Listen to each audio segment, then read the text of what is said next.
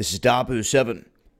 Here recently we were talking about MK Ultra, the effects of these different waves that they're using, and the level of hertz in which they're using them to affect people.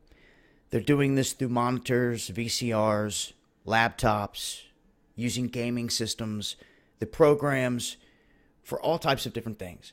They can even overlay this. I've talked about this in detail in the past, but I've had people asking me again if I could explain a little bit about and show some proof about what I'm talking about. Well, a little bit of the proof here is in this patent. This is US 6506148B2, where they state psychological effects have been observed in human subjects in response to the stimulation of the skin with weak electromagnetic fields that are pushed with certain frequencies, near half a hertz or 2.4 hertz. And this is such to excite a sensory resonance. Now they're using computer monitors, TV tubes, and they're saying that when this pulses the image, it emits this pulsed electromagnetic field. And this is of sufficient amplitudes that can cause the effects that they're looking for.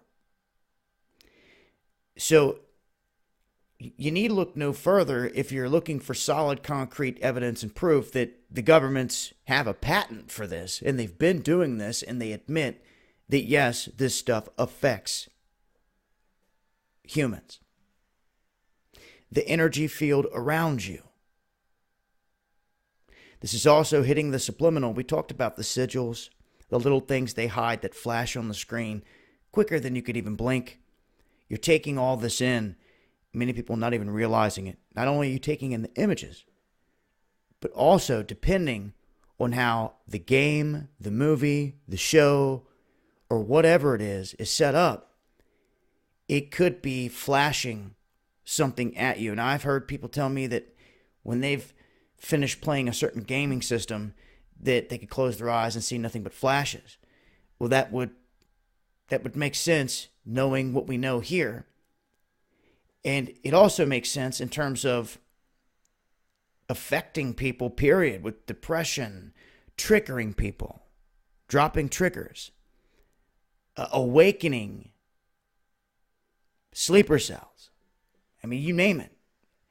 Many different things can go on when you can affect the way people think, they act, shift their mood, hitting them with these frequencies. So it's very real. Now, recently I've talked about adding to this the Wi-Fi. They are using Wi-Fi to see throughout a home.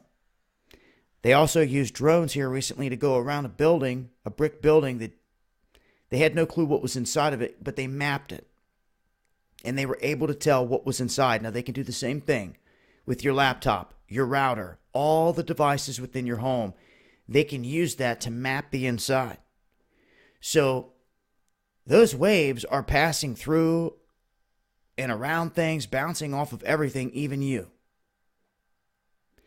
So in this electronic atmosphere that we live in these days, we definitely have a whole lot going on in the air around you that people cannot see. And this is affecting people more than what people even realize. Now, some of you know we've talked about the technology that they have set up in certain cities to do just this, to affect people. And those little gadgets, those little boxes on the side of the road or on the highway overpass or in the middle of the city, just sitting there that look really weird and you're not sure what they are, well, they're doing something. And chances are they're tied in to all this other stuff that they're doing. And if it's not emitting something, it's probably monitoring, trying to take in. But I just wanted to let it be known. I'm going to leave a link here so people can read into the patent. And you can see that ever since 2001, that just this has been implemented.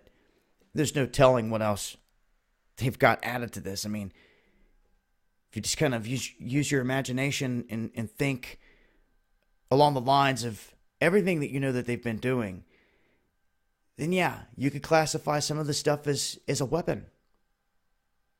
Truly.